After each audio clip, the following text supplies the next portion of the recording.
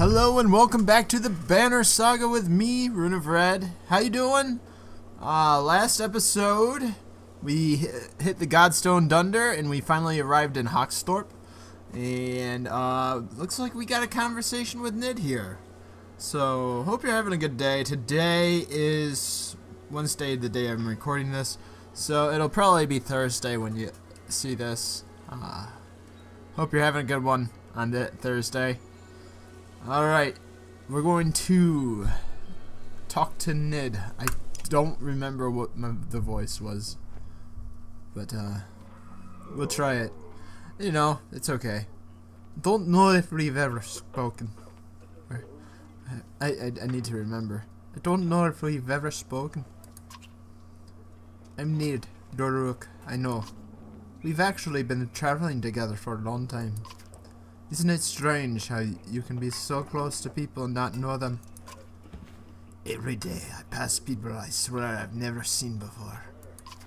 I wanted to thank you for letting me join you.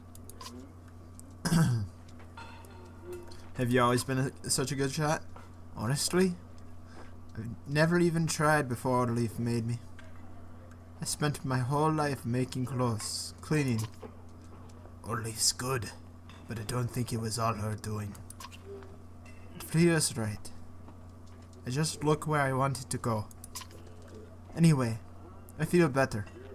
The caravan, the people worrying all day, and making problems. Sometimes I really stew in their misery. I'm glad I can do something helpful. I can agree with that, 100%. Where are you from? Don't think you're from Skoger. I knew most of the people there.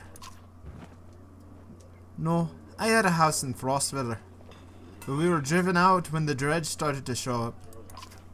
My husband died, trying to protect our home. My sons and I were thrown out into the fields. I'm sorry. Echo's men killed my husband. When we left, I was angry. Why was I the one who had to leave their home? How do I deserve this? You look away momentarily, not sure what to say. But I've let it go. I have 3 sons, and I don't want them to grow up with hatred in their hearts. That's why I wanted to thank you. You're welcome. I guess I should be going. Don't think anything of it. We all have our own problems to deal with. Let me know if you need me to put an arrow in something. She returns to her tent where her boys are waiting for her. I like Nid. She seems pretty cool. Alright. We're gonna go to the market. And what can we get? 1 renown gets 10. So if we give 5, that'll give us 50. And that should be all that we can get. It's still 20 days worth. Not bad. And we can actually get something. That gives us +2 will. Nah, we don't really need will. We already have plenty of will. It's the way that we need. Alright, we're gonna use at least a couple days. Yeah, that should be it. That should be good. To gain a little bit of morale. Map. Let's check out where we're at. It's been a while.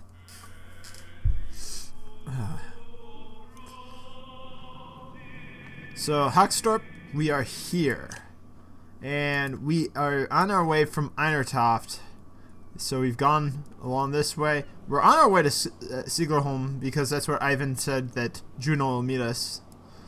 So from here forward, we're going down Sten's March.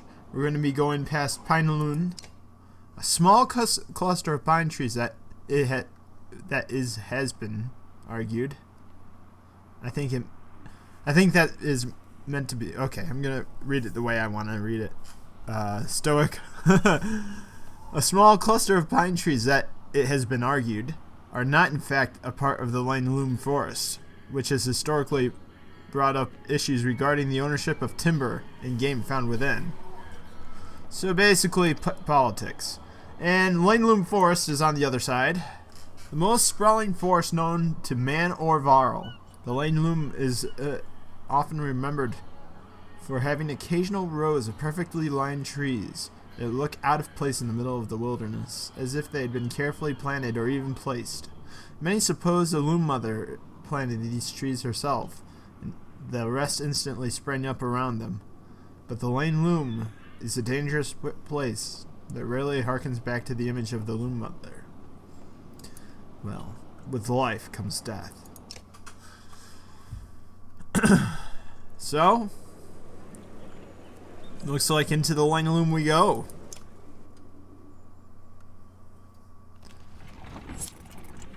Yeah, morale has declined. At least we have a couple days of morale on our backs. Is that a Godstone instantly? I don't know.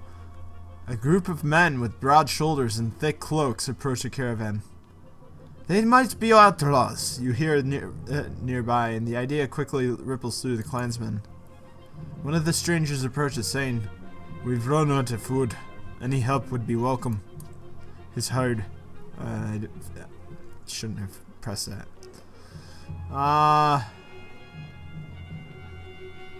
Fight with us and earn your food.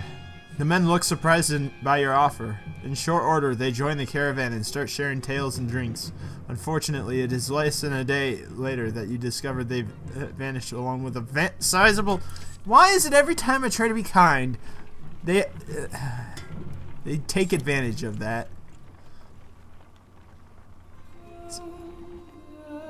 I bet this is the loom mother.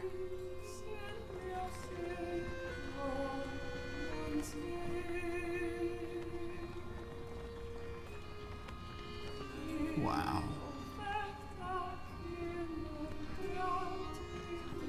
Beautiful music.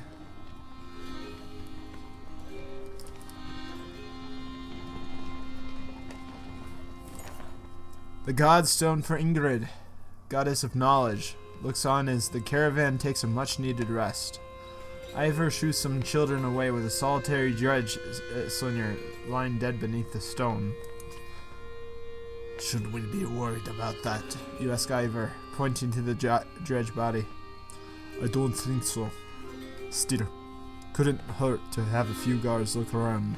Ours pass without warning. Inspect the Godstone. Ingrid's Godstone is carved with ancient runes which don't make much sense to you, though Ivan tells you some of the menders have deciphered them. It's how the menders learned the language of the gods. Past the largest stone, a long series of slabs contain more writing all the way down the hill. The odd thing, he tells you, is that the writing occasionally changes depending on who is reading it. Usually it describes the history of the gods, but it can be about nearly any topic. Sadly, Ivan doesn't know how to read it himself. Juno could, he says. As you're ready to depart, you hear screams from the main Godstone.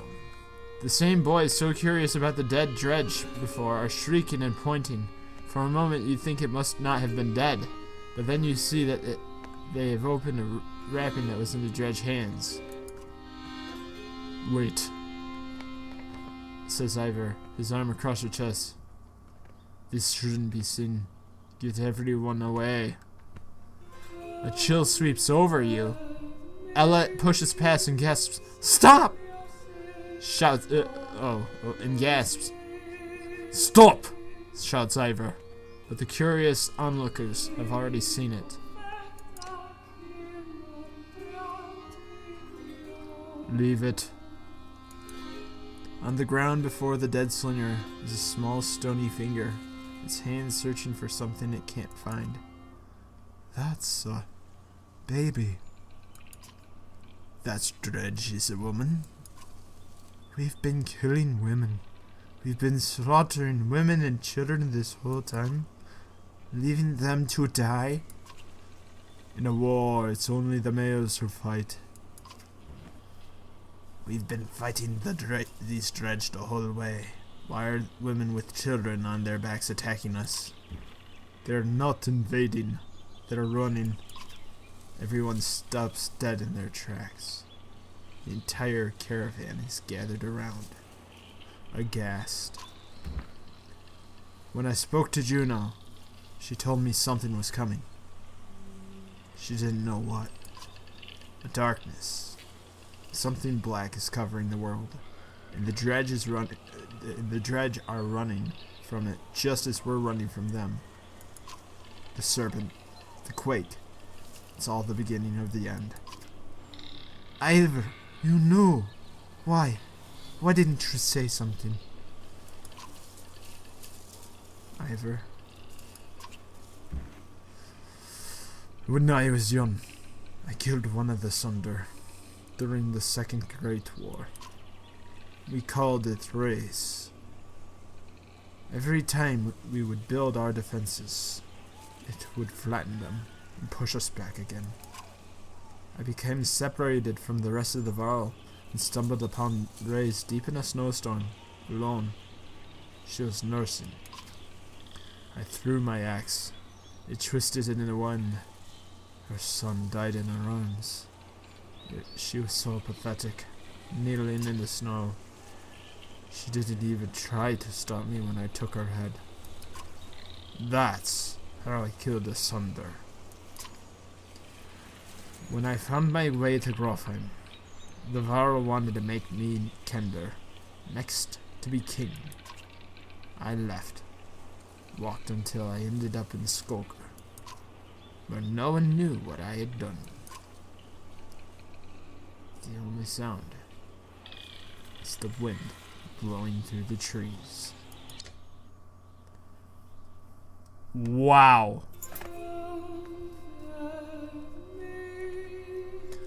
For a long time, nobody says a thing until the child breaks the silence. What do we do with the baby? She asks. A lump forms in your throat, looking at a small obsidian creature squirming before you. I say let's take it with us. I don't think that Ivor regrets it, obviously. I think here's the thing. I think that it's pretty interesting at each Godstone, or there's a random event that always seems to take away from us. It's not that we try, it's just that it happens. And here we have the chance to take it away from our enemy. I don't think we should do that. I think we should just keep doing what we're doing. We're gonna fight. We can't help but do that. But I think we should take it. You argue strongly for showing mercy and humanity. Some of the women in the caravan hesitantly agree to take in the Dredge infant, while others are furious about bringing it along. Not long afterward, one of the women comes to you. His swaddling was being held by this, she says, giving you a hairpin that looks distinctly undredge-like.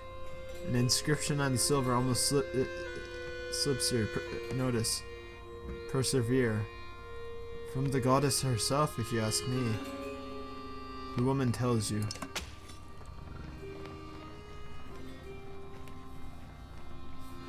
This is the episode where things get heavy again.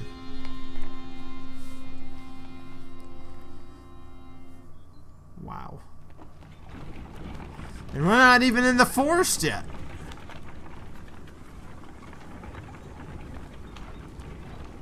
Man, that was insane. You're making the usual rounds when you hear a rather loud debate coming from the area that Varl have gathered. Ivor joins you as you approach. Probably a good idea. Krumer. Ubin, you'd rather be known for falling asleep and dying in the corner of a meat house than battling asunder. No, I'd rather be known for not dying. Don't even know what you're worried about. I did this 100 times in the Great Wars. Take some warriors, plow headfirst into the Dredge. They'll follow you into the hills, get lost, and now they're not following you. When you did this 100 times, did they have Balor leading them? Have you never heard about the time I hit Bellower in the head with a throwing axe? Both Varl halt their debate when they suddenly notice you watching. What's this about? Careful, my friend. Lot of old history getting thrown around here. The warriors were just noting that there's a damn good number of dredge on our asses. Bellower pulling up the rear. This one thinks he can just wander up there and throw them off our tracks. All about some gratitude. Thought you'd be happy to finally be oldest Varl in the land, Reuben. I'm never happy to lose more Varl, Krumer. Besides, I'm not convinced you're really older than me. Old rivalry you've got there. Comments like that remind me I've already wasted too much time doing nothing. In the old days, I'd already be halfway to the battlefield by now. Speaking of which, you coming in, Varl? You could ask Bellower for your arm back. I don't think so. No, yeah, I just went Sean Connery there. No, I don't think so. Not exactly in the mood right now. Alright then, I'll tell Hatterborg you said hello. Krumer and a good many Varl warriors head out toward the growing army of Dredge. What? Is he going to come back?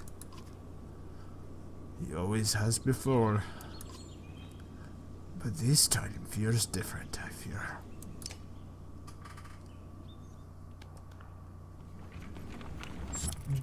Morale has declined.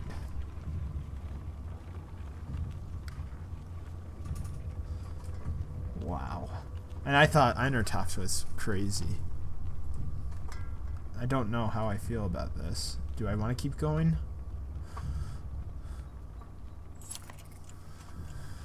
The caravan consists of more clansmen than you ever expected. Accusations of stolen chickens, missing heirlooms, and concerns over daughters' virtues are the sorts of things you hear relentlessly. Even fighters complain of spreading too thin to protect anyone. I think, we form a council. You select a few older members to solve everyday issues, but infighting neuters their progress. Other members feel that they could do a better job. Ultimately, while it buys some time, the council dissolves, tired of the thankless and demanding work. We need to camp. For two reasons. Number one, this has been a heavy episode, and also I need to use the restroom, so I'm calling it there.